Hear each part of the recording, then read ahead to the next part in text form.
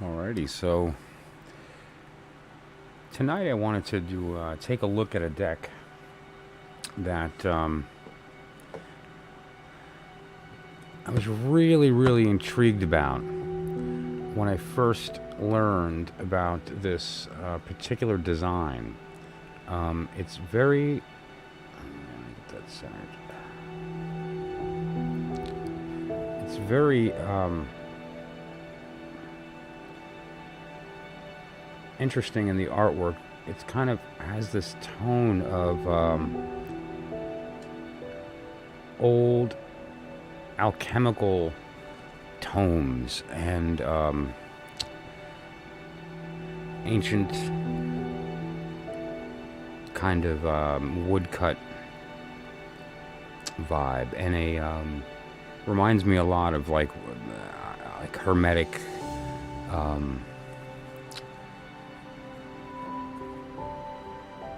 kind of artwork. You'll see it's very interesting. It's called the Tarot of the Holy Light. This is not the box it comes in. This is just a box that I keep this particular deck in. I don't know. I kind of like these sort of false book boxes for tarot decks. They seem to be pretty good for that. Anyway, that said, though, very interesting deck, and I thought I'd start with it tonight. It's different in some ways than you'd expect from a tarot deck, although the symbolism does, to a high degree, follow the traditional system. As far as the majors, the small cards, and so forth, court cards, but the symbolic approach is very unique, and it really has an interesting effect. I don't know, I think you'll like it. It's kind of the opposite of a starter deck, or a lot of the new stuff that you'll see is sort of minimalist and very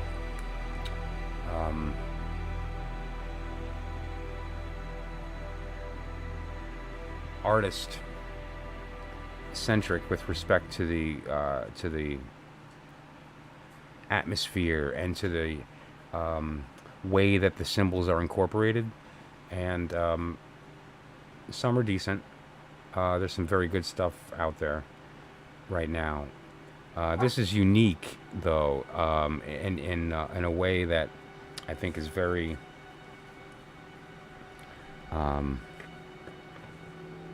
interesting in its effects.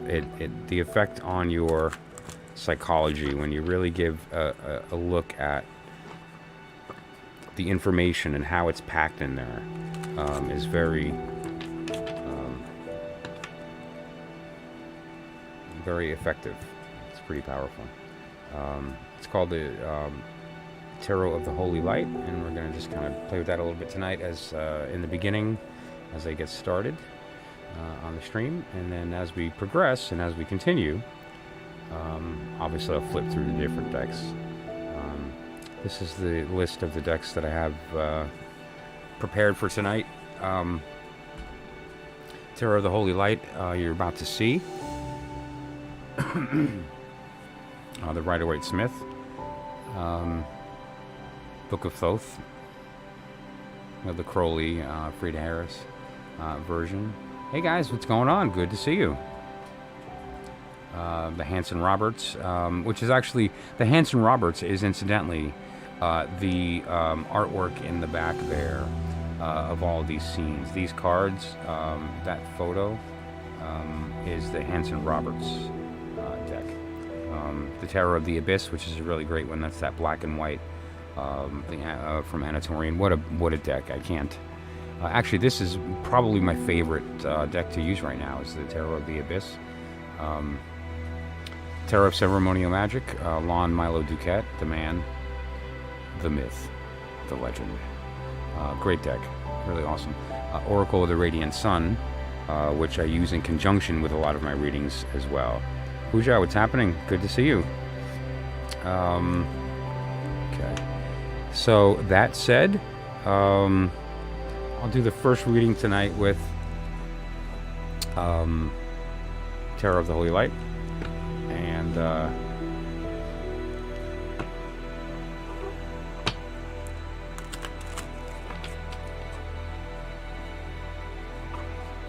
as the evening progresses, we'll go through the other decks there.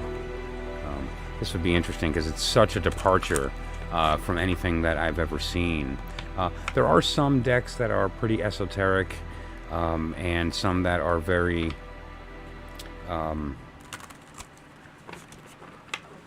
well, they're almost designed to sort of have different information on the card, or keywords written on it, or different symbols, whatever the case may be. And those decks are pretty useful under certain circumstances, but I find they kind of steer my thinking a little too much, and so I prefer to kind of take the organic approach, and so I don't typically tend to use cards that have that kind of stuff. But this is different. It's interesting. So, okay.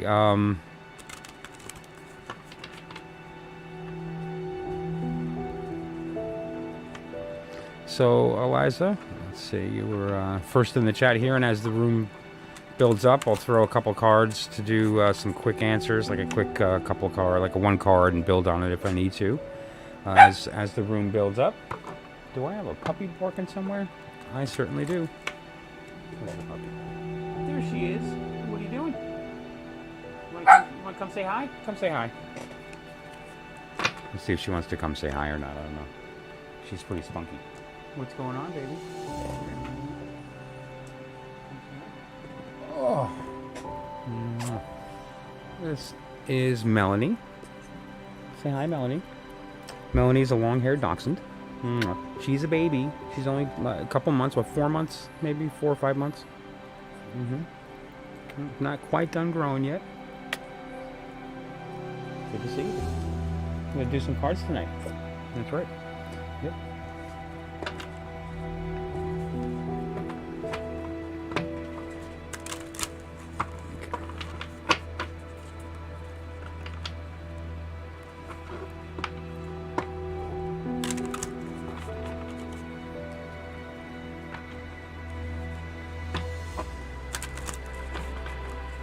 These are really nice, by the way. The way they design the cards, these particular, it might be a little hard to see on the camera, but the texture of the back, although it's a cardboard card, they're textured in almost a like a cotton or a vellum type, which is really, really cool.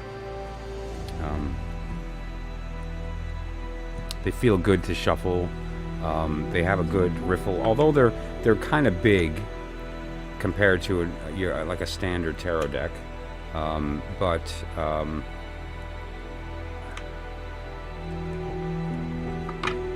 the size is comfortable, and they actually still have a pretty nice riffle shuffle that doesn't require you bending the cards too much, which I really like, and so it keeps it fresh, and it's still in good condition. Considering an okay amount of use. Okay, so we're looking at here.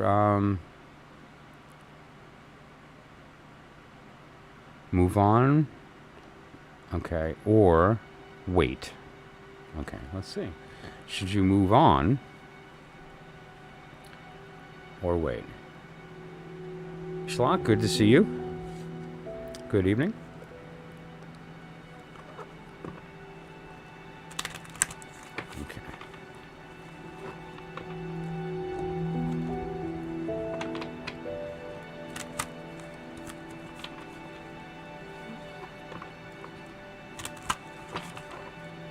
Doing pretty good, not bad, having a good day.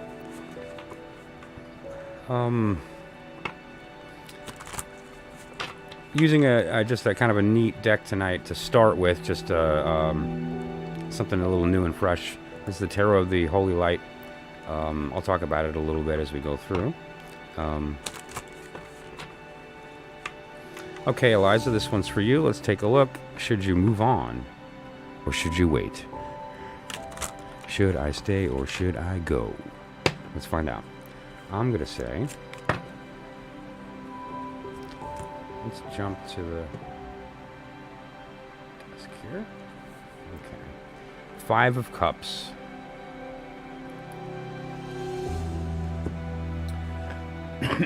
So, with the 5, this is one of those cards that typically the 5s are not really the best manifestation of the element, and so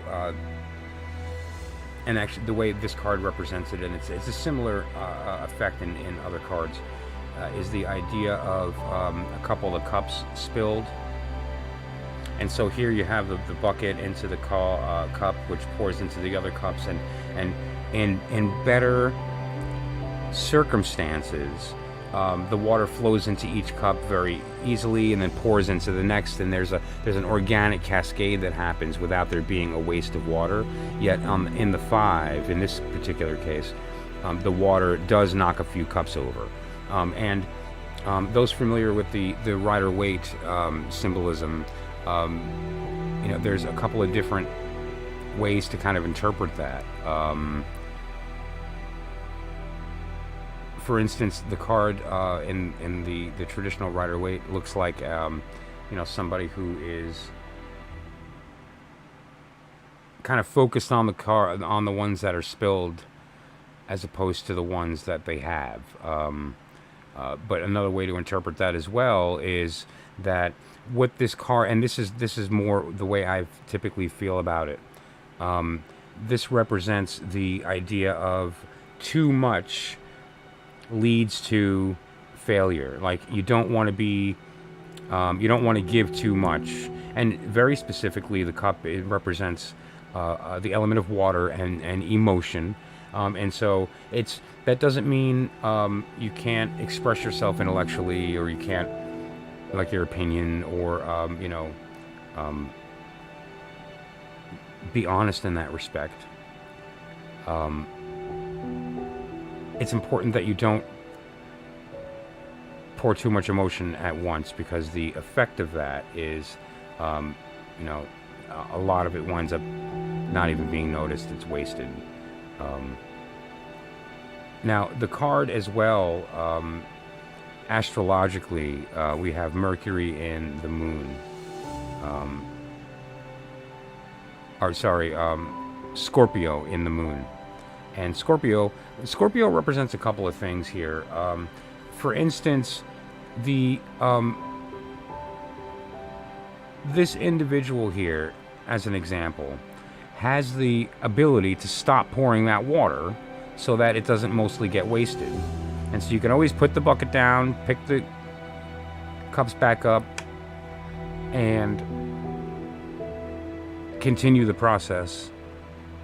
Maybe a different way with a different configuration, spill the water more slowly in the beginning, and so forth. Like, this is not utter failure. This is just, whoops, all right, I have to correct it kind of situation. But the lesson here is that don't apply too much, because it does lead to failure. Okay, and so, secondly, this is the Lovers, which is with respect to your question, kind of a self-explanatory card. But what I'd say is that with these two together, within the context of your question, what you're looking at here is restraint is better than the floodgate with respect to this relationship. So what I would say is that wait, do not move on, because moving on leads to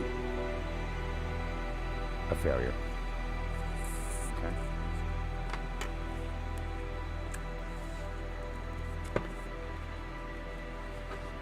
All right, I hope that is enlightening, Eliza.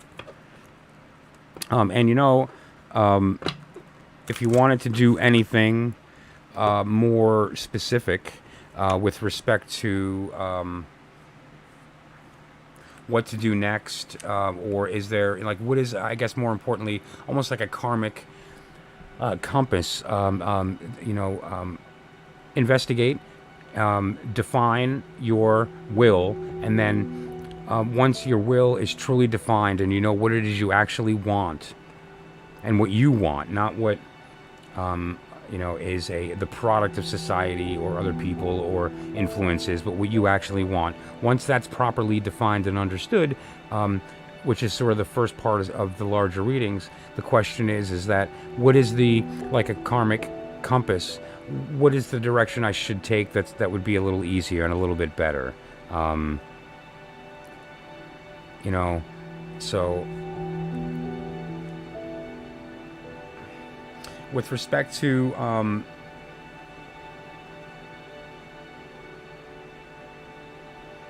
the idea of the Five of Cups, as a general rule, that's not really the best.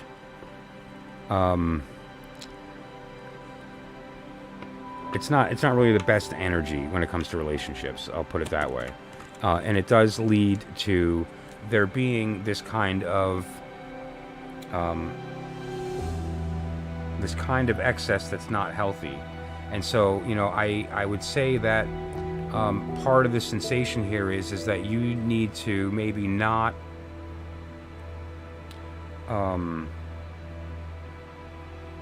overthink this person's feelings, and maybe have that conversation.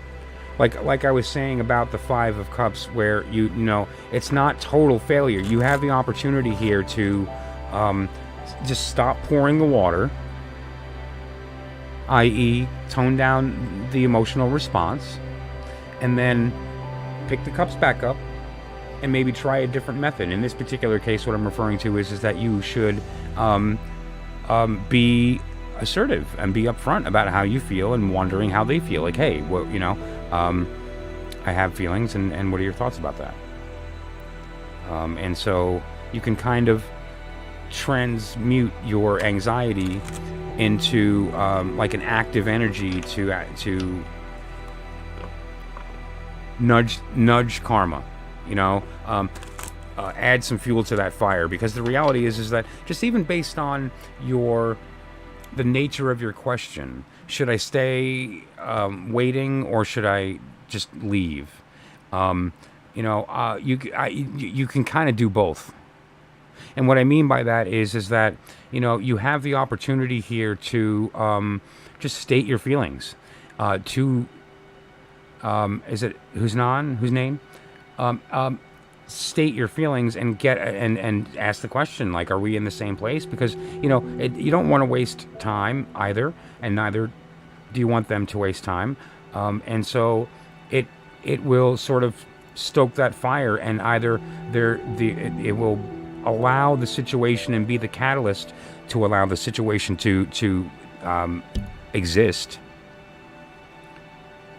and at the same time, you if not, then it much sooner than later puts you in a position to move forward to find something that's right for you.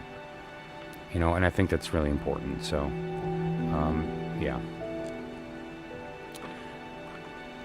Okay, Pooja, future connection with N. Okay.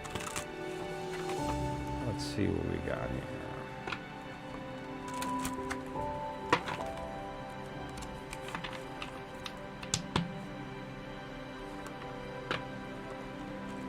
Yeah, and then space isn't bad. No, that's, of course, space isn't bad.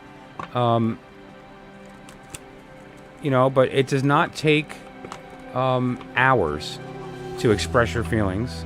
It does not take some complicated ritual process. It really just simply takes the willingness to do so. And if they're not doing it, it's because there is, for whatever reason, there is not a willingness. Now, that might be out of fear. That might be out of confusion. That might be out of 100 different reasons that have nothing to do with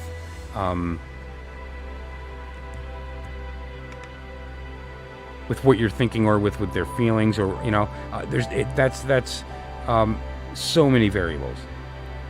But what you can do is accelerate the whole process by sort of saying, hey, listen, here's how I'm feeling, and then it's like, here's the question's asked, or it's implied at least, and you expressing, like, what are your thoughts? Because ultimately, what I would say is that wait. You never know how long that wait can be, and that's not really fair. And so if that's the point, then you should move on anyway. But the sensation I get here is rather that you should pick up those cups and rearrange them in a different manner this time. And what that would mean is, I think you should have the conversation with him.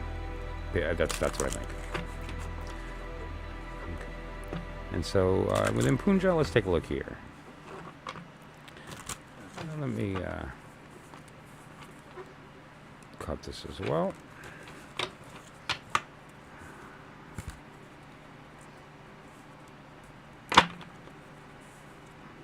Okay.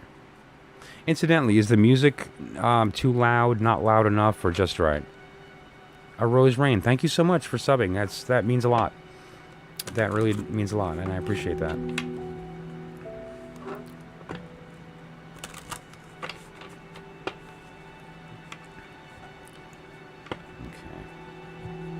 All right, and so just for those who are joining now, we have a deck that I'm trying out tonight to start with.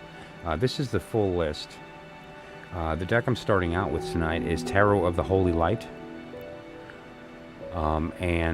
This is just really a great deck. And I'm just going to have a couple of readings in the beginning with it until the night progresses, and then, I'll switch it up, or I can, obviously use any deck that anybody would like to choose. So, yeah.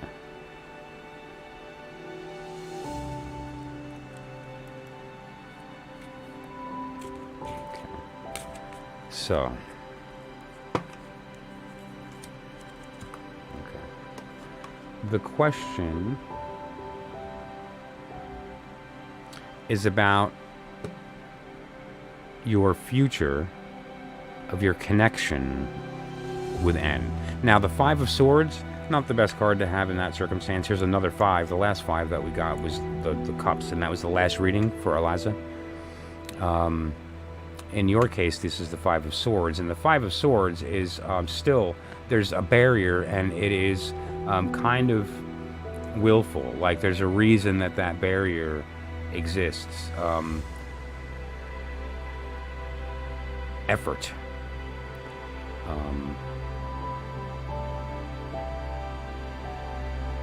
This is Venus in Aquarius, and one of the let me jump back to this.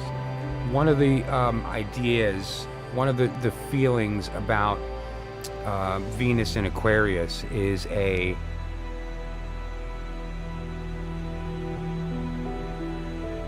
hard to read emotionally, that the person is not easy to read what their feelings are, because they're kind of flighty, they're kind of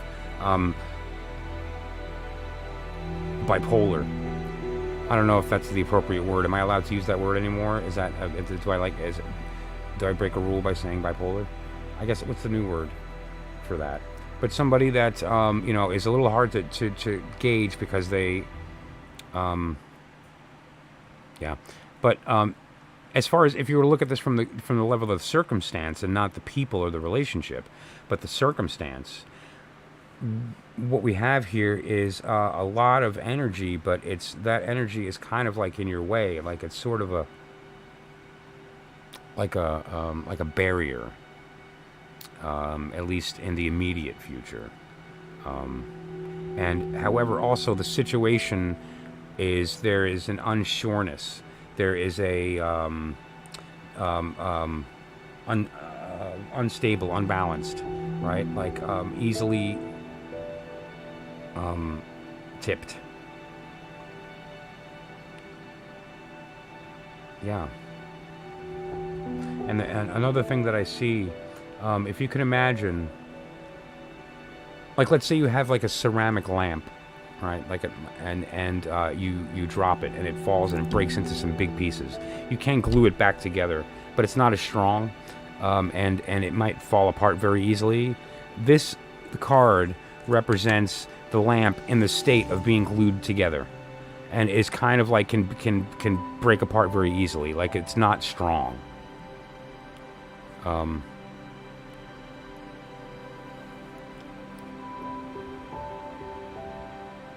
There's the idea, though, that some of this reason is actually not a big deal to deal with, because it seems like the cause of that is kind of an old thing.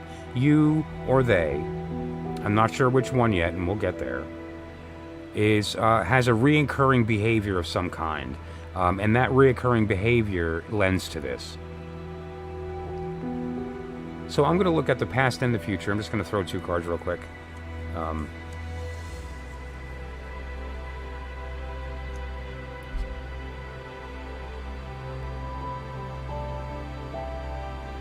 Interesting. So here's what we have. Here's what I'm getting. Here it is. In the beginning, there's an enthusiasm. Let me zoom in here. In the beginning, there's an enthusiasm.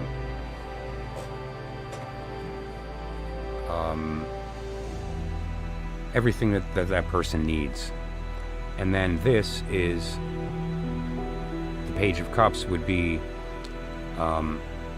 frivolous, like wasteful, or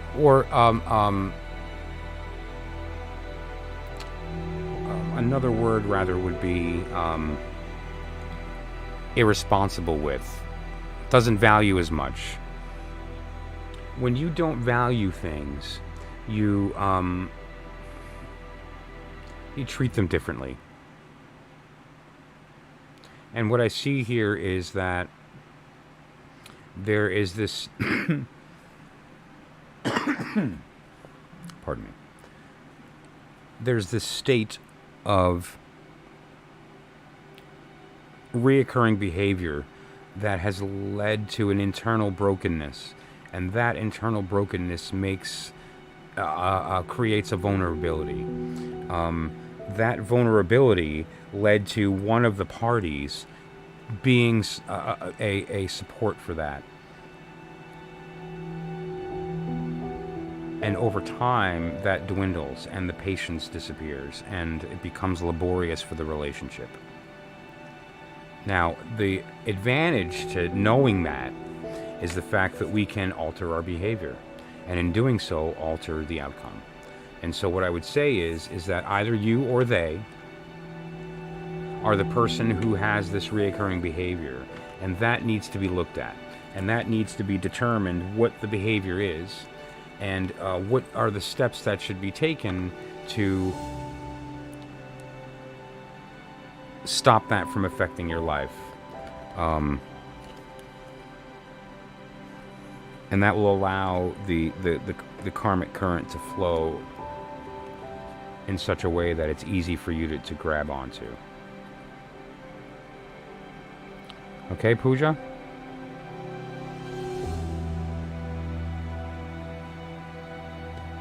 And again, like I would say, yeah, that's the behavior, and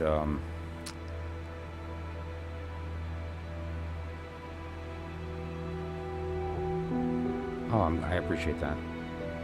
And if there's anything that you wanted to read on more in depth, obviously down in the description there's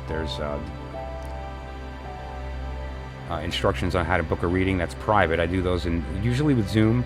We can do them over the phone if you'd like, but and that's fine. I could even do it over the phone and do it on air here on YouTube if you'd like, or in private, usually in private, or in Zoom, which is also private. I don't record those unless you choose to record it on your end. I don't broadcast them, and those are private. Thank you, and thank you for popping in tonight, and I appreciate it.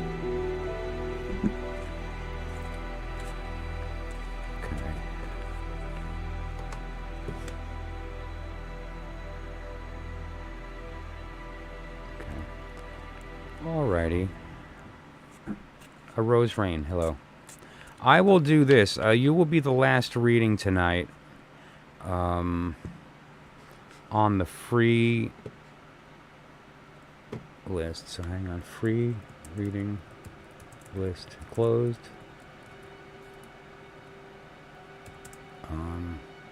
Yeah, you'll be the last free reading, Rose. A Rose Rain. Free reading was closed.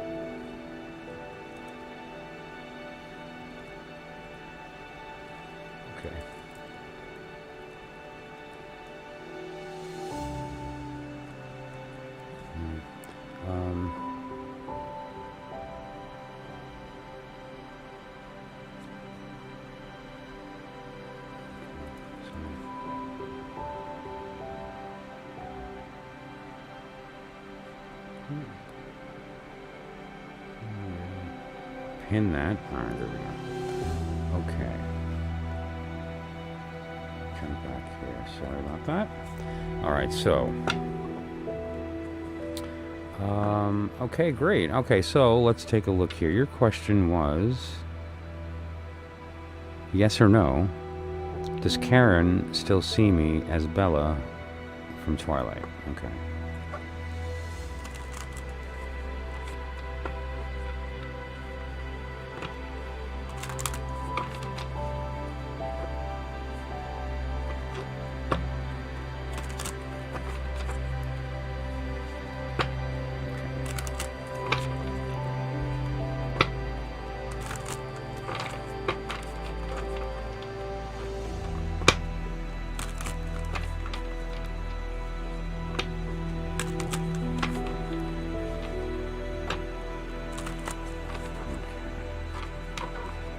Last one.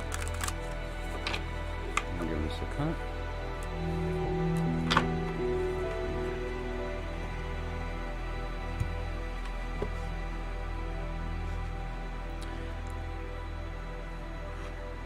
So the question is, does Karen see you as Bella?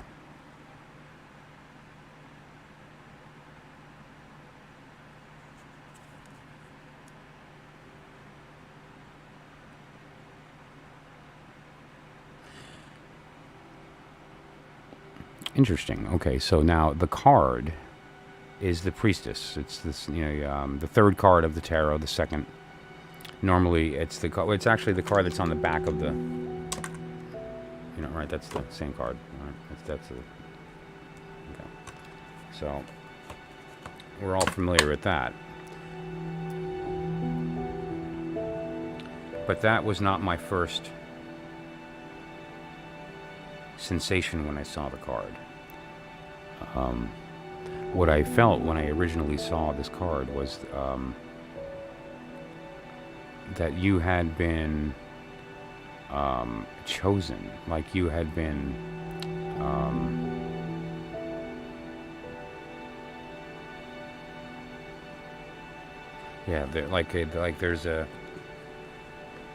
there's a decision.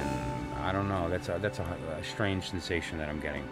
Originally, when I first brought the card out, this is the High Priestess. Yeah. Let me see if I can bring it up a little closer, even. And so you can see. I'll start at the top here. They have the sun and the moon with the flowers, the candles on either side in the candelabras.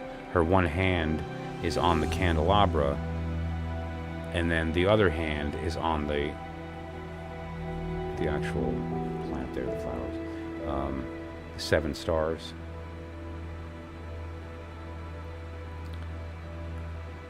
The crown. The sun and the moon in different phases. And that's the idea of, and this is an alchemical symbol of lactating the sunlight. Is a very old alchemical symbol. And now here you have, which may be a little bit hard to see, but it's basically a shape that is essentially alluding to the universe. It's like a little mini universe.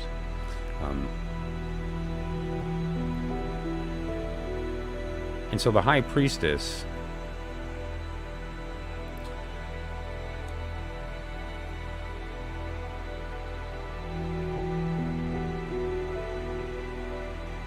if you've noticed in the tarot that we don't have a okay, as far as yes or no, it's a positive. Yes, I would say that it's a yes. It is powerful. It sure is. This woman, it's in the tarot, there is not a card called the High Priest, but there is. It's only named something different. It's called the Hierophant, and the Hierophant is the number 5 card. This is the number 2 card, right? And the symbolism is very indicative of the institution. Okay, this is the card of the institution, That means the institution, just to be clear, means schools, governments is an institution, right? And I don't mean the building. I mean the grander, the collective institution, the institution of marriage, the institution of well, so forth. So, oh, that's cool. Yep. And at the end of the day, though, what I'm getting at is that this is there's a reason. And so what I would say is you need to continue to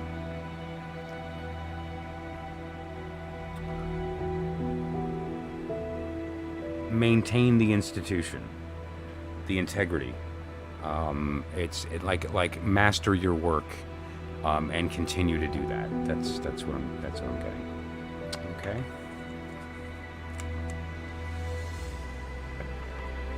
And continue to do that, but that's definitely a yes. As far as a yes or no question, that's definitely a yes.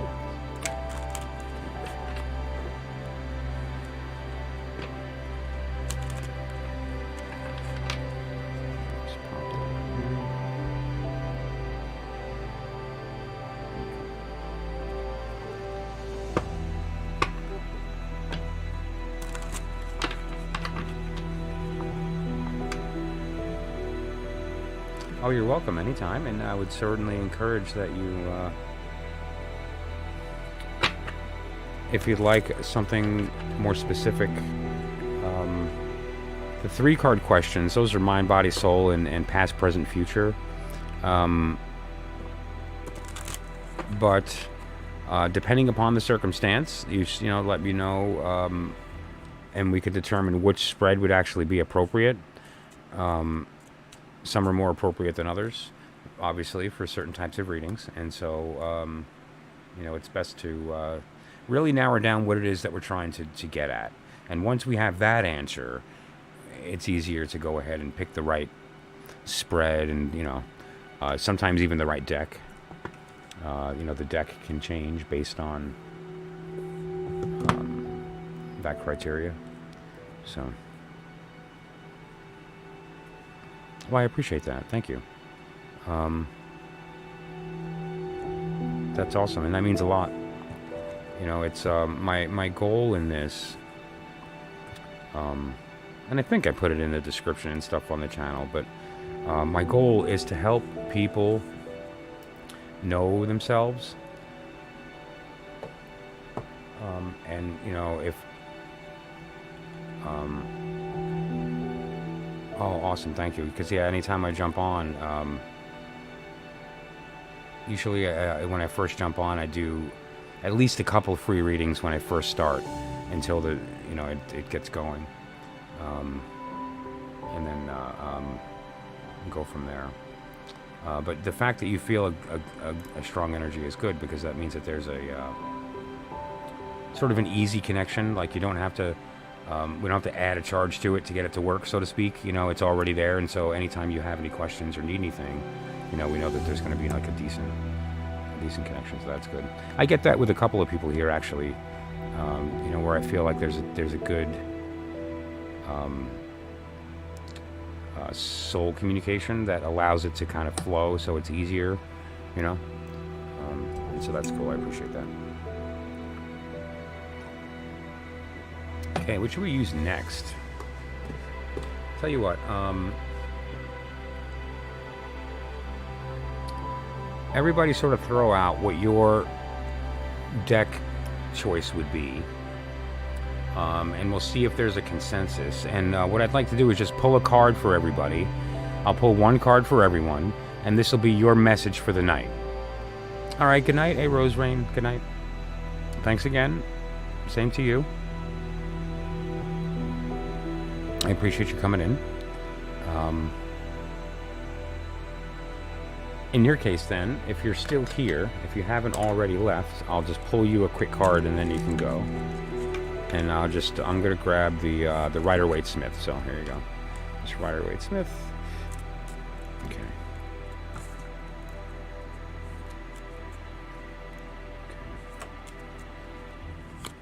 Okay. So what we're talking about here, your message tonight as you go before you leave. This is for Rose. Okay. Six of Pentacles. And now we have here the idea of charity. He's carrying a scale which is supposed to imply that he's a merchant. That's one of the implications, is that this person is somebody who earns money and he's giving money to the poor. But another way to interpret that is that represents fairness. And so he's giving money out of fairness because he recognizes the fact that for him to earn, he can't. But there's this level of charity and of, okay? And so that's your message for tonight. What you need to decide is are you supposed to be charitable or to receive? Either way, that's for you. Have a good night. Okay.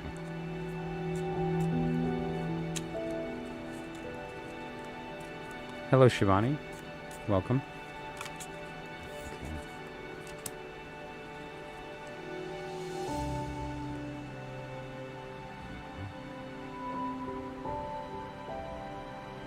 Okay, Shivani. Page of Sword.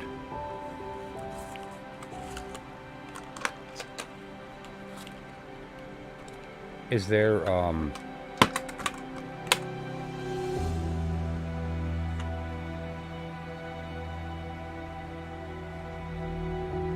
is there conflict?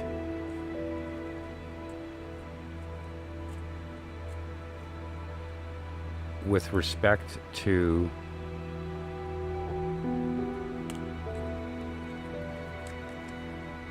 okay, yeah, there's a an injury or a burden.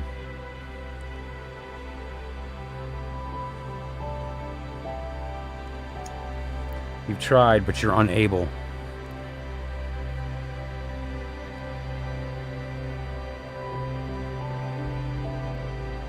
They're still hopeful. And then they're looking the other way. Don't want to face it.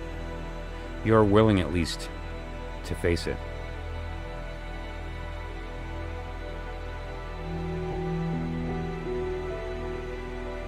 They're not. This person is smart. This person is active. A bit, maybe, perhaps, quick, and that some people might consider immature at times, or perhaps the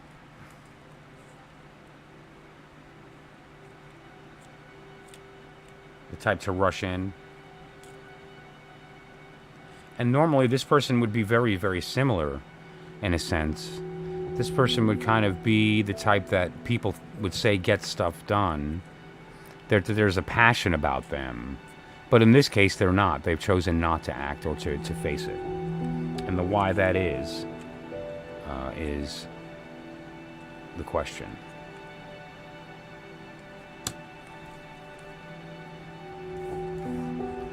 So I'm going to rephrase this.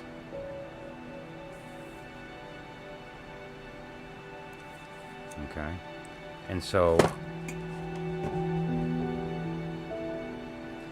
if you see the way these cards are laid out, the reason that I laid them out, like relayed them out this way, is to rephrase it so that you can understand where I'm going. And this is for Shivani, by the way, just to make sure that everyone understands.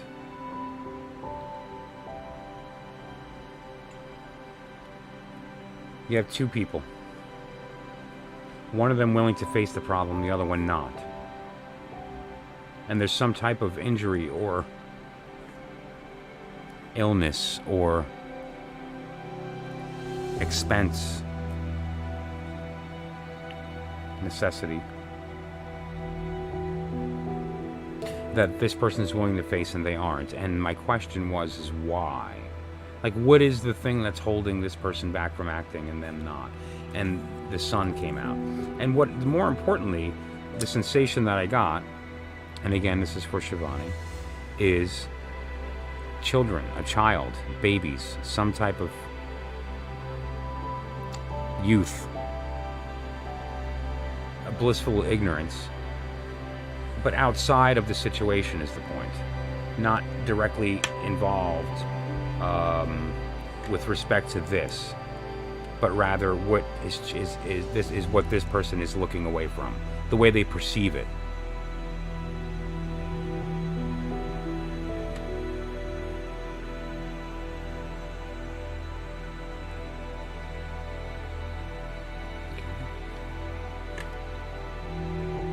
I hope that made sense. And if you'd like to expand on that, you can certainly take a look. Sort of, again, these circumstances that you and just to kind of give you a elementally what we're looking at here. You have air and fire.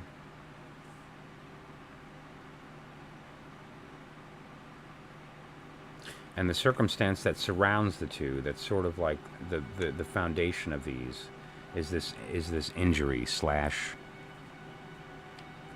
illness or some type of unfortunateness that happened. Might even be financial, or something broke or was lost. But it was significant, not small. And now this is interesting. What are we referring to here? Something related to children that's outside of the situation that this person doesn't want to face.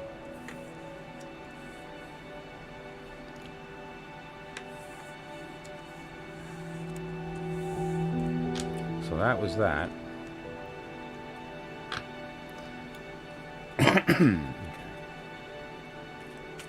All right, so bear with me here for a moment. Oops.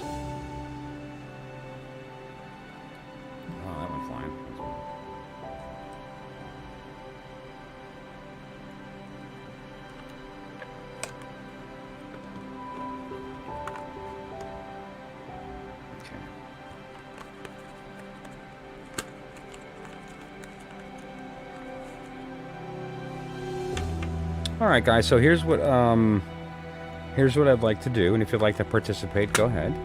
I'm going to pull a card as a personal message for everybody in the room that would like one, and so all I need you to do is choose a deck. Everybody, just decide which deck.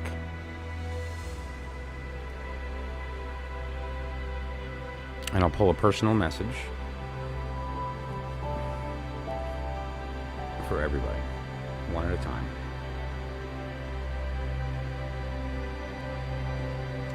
And in the circumstance of Oracle of the Radiant Sun, oh, you're welcome, Shivani. Thank you. Thank you so much. And thanks for popping in. Oracle of the Radiant Sun is not a tarot deck, but it's an oracle based on astrology, so it is within the same system. So there's no discrepancy with respect to the how it fuses with tarot very nicely. It actually does a very good job.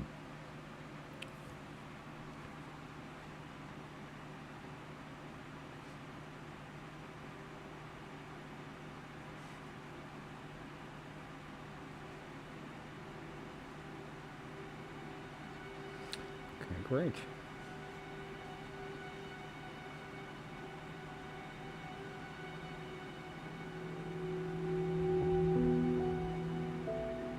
Alrighty, so let's do this. This is the Hanson Roberts. Let's shuffle this a little bit. And anyone who would like a free personal message let me know.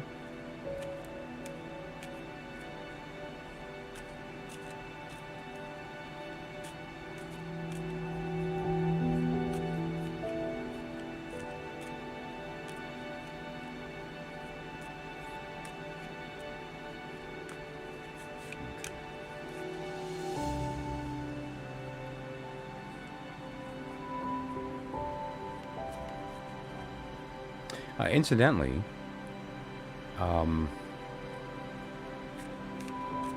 my next episode of Demystifying is going to be on the Solabuska, and that's coming up in a couple days. Might be tomorrow, we'll see. Might be tomorrow, but in a couple days for sure. And it's going to be in this similar vein to the stream I did related to the Visconti Sforza. And as a refresher for those who weren't there, Visconti Sforza was the first tarot deck, or at least the oldest that we have knowledge of and that we have copies of remaining from the 1450s.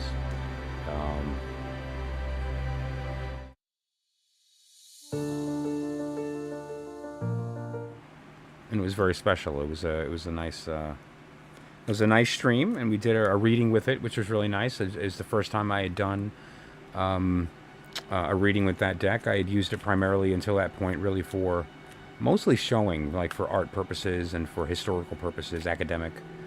I hadn't used it for readings, and so I was able to do a reading for somebody. I did a Celtic cross for somebody, and it was a lot of fun. It was really interesting to kind of break it in. And I'll be doing that with the Solabuska as well. And so I'm looking forward to that. And the Solabuska is a very similar deck, ancient, and is really the first deck that had scenic small cards.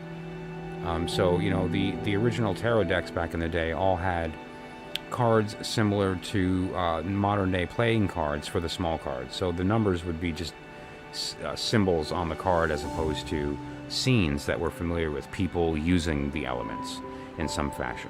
And that the first interpretation of that in the form of tarot was the Solabuska, which is now known, or rather now considered by some to be most likely the inspiration for, at the minimum, several cards, if not the entire deck, of the Rider-Waite-Smith Tarot. So, that said, it'll be an interesting stream, and it's going to be a lot of fun to go through a deck that's old and has some history. And at the same time has never been used for a reading yet, and so that's going to be fun.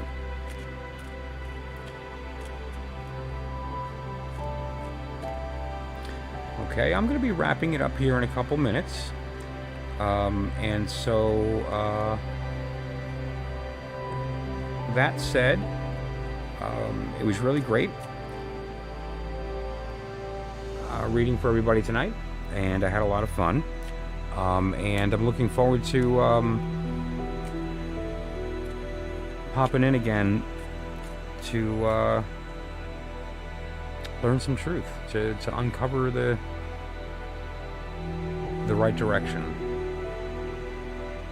You know, we don't control the end, but we do control how we get there, and that's the most important part of this whole thing.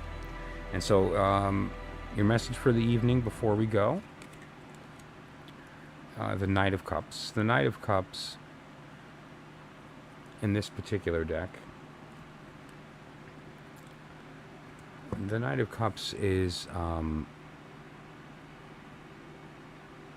cares. There's a vested interest in your well-being. They are sad when you're sad. They're always eager to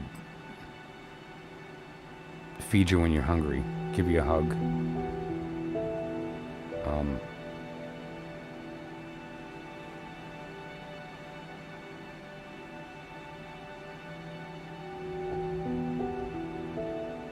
they're definitely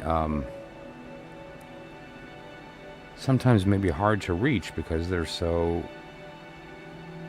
popular, available. They make themselves available so they're popular to people because they offer that support. And so the question in your message then is, who are you? Is this you? Or is this somebody that you should look out for? Or is it somebody that you should emulate? Somebody that you should be? Okay. All right, well, I had a lot of fun. I'll see you guys tomorrow.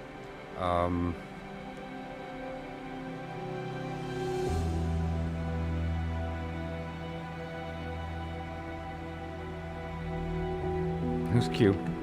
Is Q Shivani?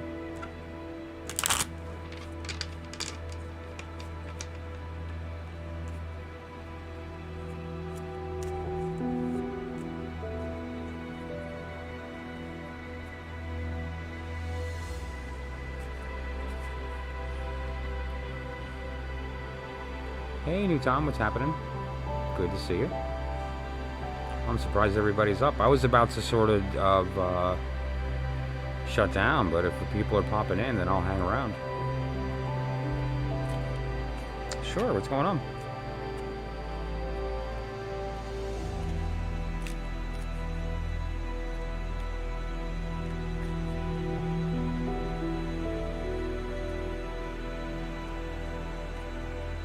Wow. Wait or move on. That's funny. I had a similar question just recently. Just a little while ago. I can scroll back into the chat and there it was.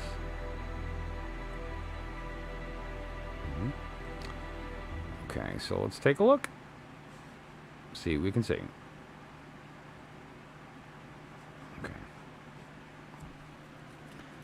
Okay. Is there a particular deck that you'd like me to use? Here's the deck list. And this is for Newton. If there's a particular deck you'd like me to use, let me know. Otherwise, I'll use what I have in my hand, which is the Hanson Roberts.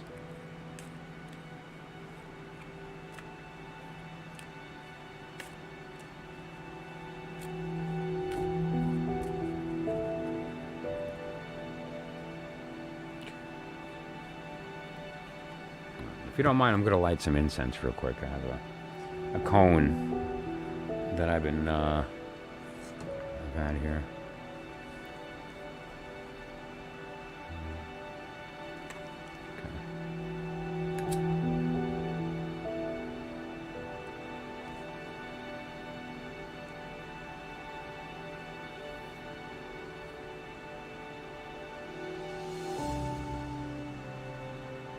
Okay, I'll pick.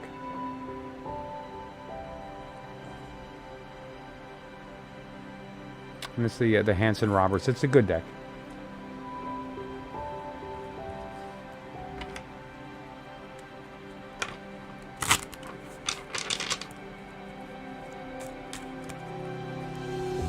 Love Angel, hello. Good evening. Good to see you. Thanks for coming in.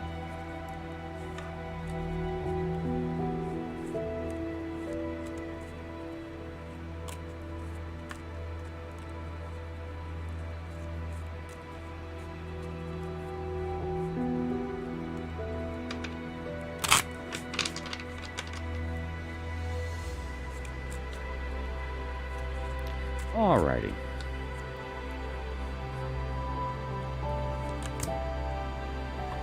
Interesting here. Okay, so let's do this. Okay. It's a Wheel of Fortune. That's the 10th card. Interestingly, the Wheel of Fortune reversed in this particular circumstance. Let me just jump up here. In this particular circumstance,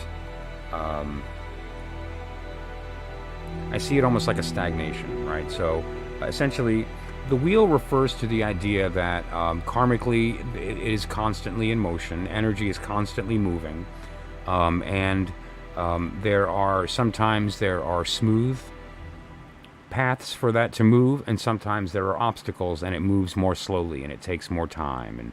And okay, and so and now in this case, reversed, what it was referring to is the particular circumstance of there being a lack of motion, no action, karmic pause, like things have stopped. Okay, oh, it's just this way, sorry. Page of Swords. Page of Swords. King of Wands. Let me zoom back in there. So the Page of Swords is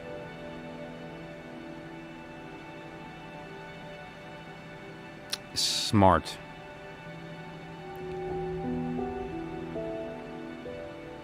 active, can be sharp at times, but they mean well. The other is older. The King of Wand is fire. In this particular circumstance, they are looking but not acting, right? So the way these came out is matters. Had these come out like this, where he's looking away and she's looking out, is different than the fact that they're looking at each other. So there is in fact a noticing that, he notices. Okay, Nuzam? However, there's a lack of motion, no movement. The wheel has stopped turning, right? And now what we need to find out, because, okay, so we figured out that there's a, you're wanting to act, they're not, and they stopped, right? And like, why have they stopped, or why has the wheel stopped? So that's the question. We want to investigate what was the motivation, or what is the reason for a lack of there being communication. And that will lend you to your answer.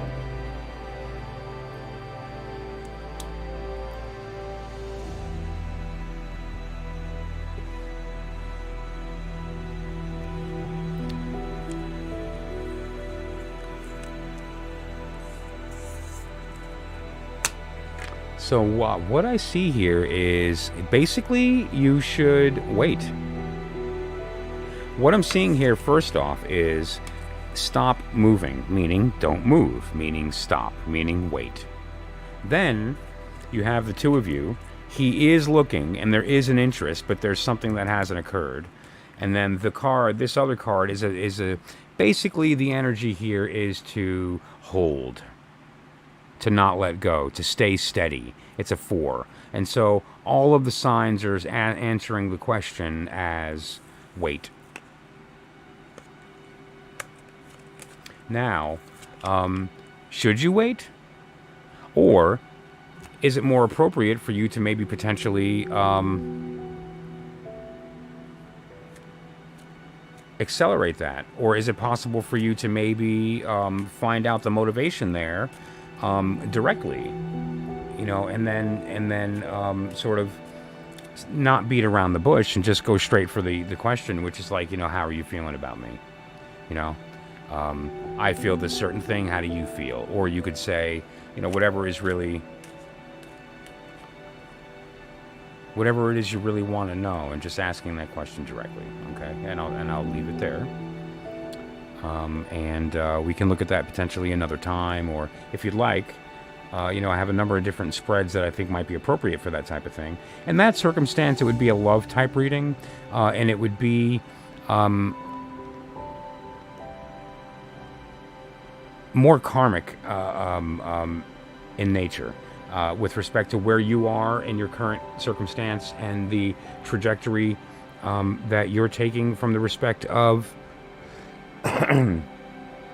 karmically, and then him at the same time, and are they conducive? Are you going to meet in the middle or not? And so I could do that type of reading. It would be a love type of reading, but that is certainly not a free kind of reading. That would be a little more involved, and that would be in the $5 to $10 range, depending if we did just a quick 3 cards to look at it karmically, or if we did like a full spread and then went that route. And so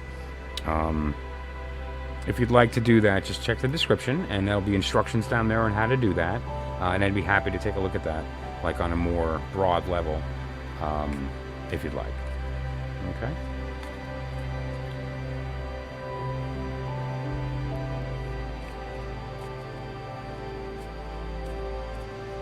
Welcome. No problem.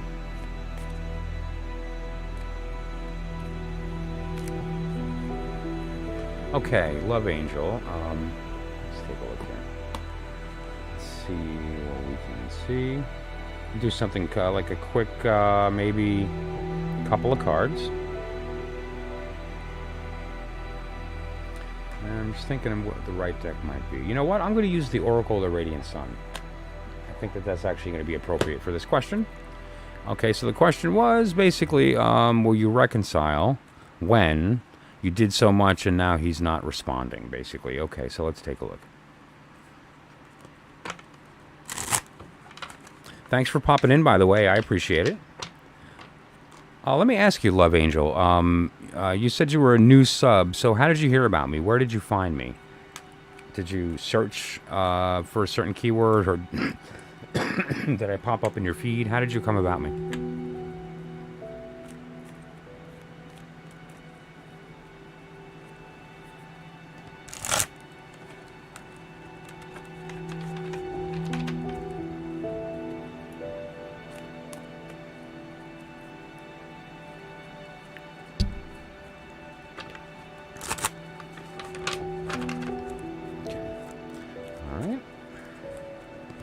Let's see what we can see.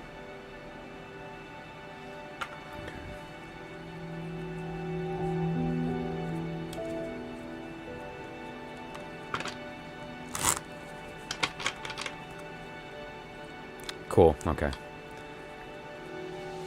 All right, very cool.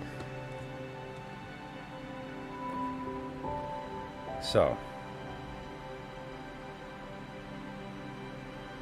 the real question here is, what is it you need to know about this encounter with this individual? Like, is it supposed to last, or is it supposed, did it outlive its time and it's done? So, you know, like, that's, and what should you know about that?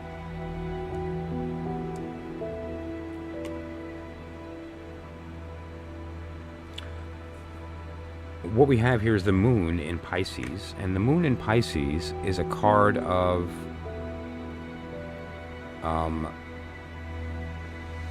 high emotion.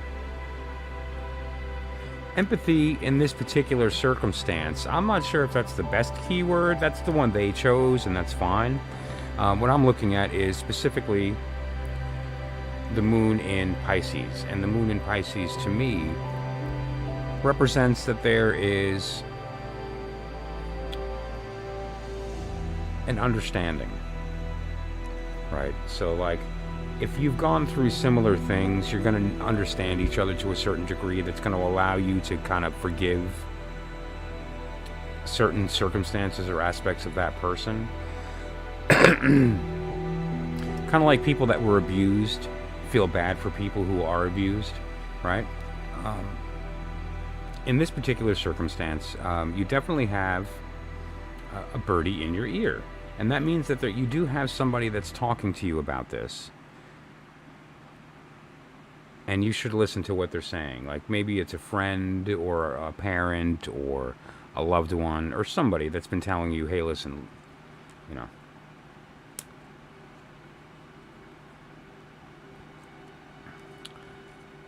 The birdie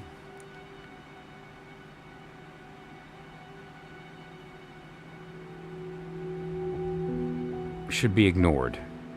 And it looks like, let me zoom in.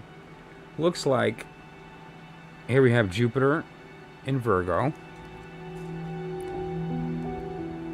And here we have Saturn in Scorpio.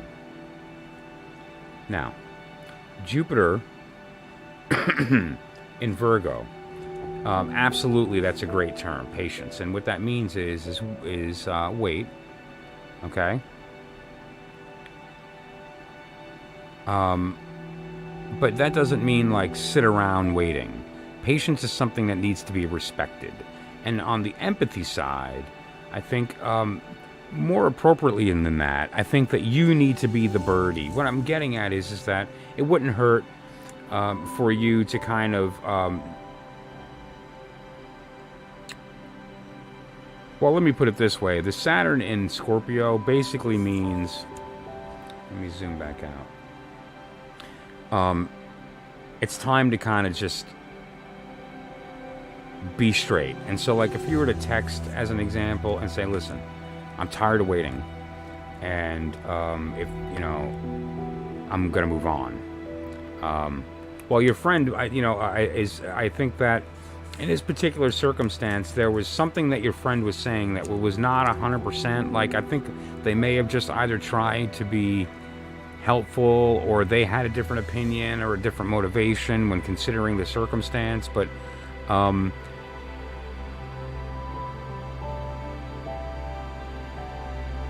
that's definitely helpful, though, like to have that person to speak about is important. However, here, when you're dealing with Saturn in Scorpio, what we're talking about here is a lack of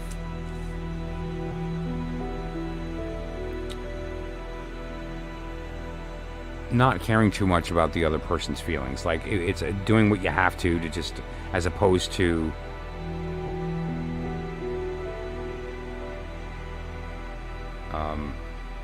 spending a little extra energy because you love somebody or care about them or something along those lines. All of it is kind of pointing, though, to this place that, like, I feel like that you're going to continue to wait. The more I look at it, I'm thinking, like, the lesson here is not to be patient. The lesson is that you've already been patient. You've already tried to justify the situation. But yeah, I would say that it's, time for you to like exit the maze, right? Let me zoom in so you can be clear on that. That's a maze, right? It's a maze. It's time to get out, and it's not even a maze that you can make decisions on. You're just going in circles, right? So it's time to move on. Yes. And like I would say to everybody, if you appreciate what I'm doing, please, all I could ask is that you tell people about the channel and, ask them to come in and check me out. If they like what I'm doing, then that's great, and I appreciate it. And if you do want to get a little further or would like something a little more advanced, my full spreads take as long as they need to.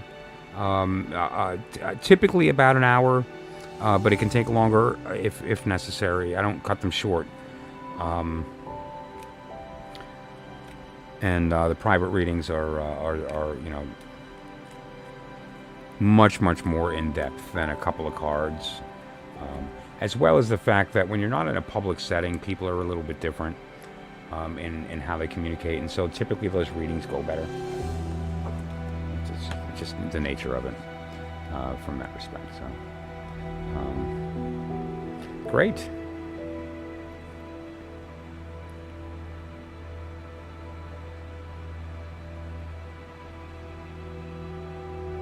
That's interesting. Google just said to me on the back end thing on YouTube, we've detected copyrighted audio in your stream. Your stream may be temporarily blocked. Copyrighted audio? I don't know. Perhaps I don't own a license to the sound that's coming from my fan. That's silly. Since March? It's August. Oh my God, what are you doing? Okay, yeah, I'm sorry. You should not wait that long. Nobody's worth that. And if they loved you, they wouldn't do that to you, right? I mean, let's be honest. If this person cared, would they do that? I mean, unless they have a good reason. There might be a good reason, and it's up to you to make a decision as to whether or not that reason is good. But what I would say is that approach it from the right circumstance. Like, have your own best interest in mind, so when they answer you as to why, consider, are they being selfish or are they being true to me? And if they're not being true, do the right thing. You know, I mean, that's just my opinion. But yeah.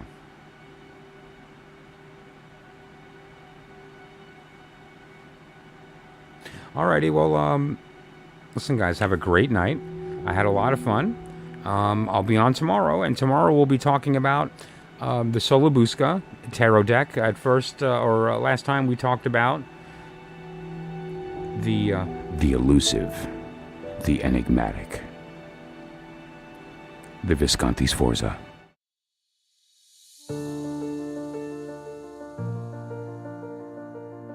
So next time we're going to be speaking about the Solabusca. Solabusca is being the probably second oldest deck that we have copies of, and it's going to be a lot of fun. The symbolism is very different than the Visconti Sforza when it comes to the small cards, and in a very interesting way. And we'll be talking about that tomorrow. In the meantime, have a great night, everybody. It was really a pleasure. And anyone who enjoys what I'm doing, all I could ask is you please share this and let people know about the channel. And you can check in the description if you'd like for instructions on how to book private readings. They take as long as they need to, and we can talk about anything that you'd like. It's a no holds barred kind of situation. The goal is to get to the heart of what you want to talk about. So that said, have a great night, and I'll see you guys soon.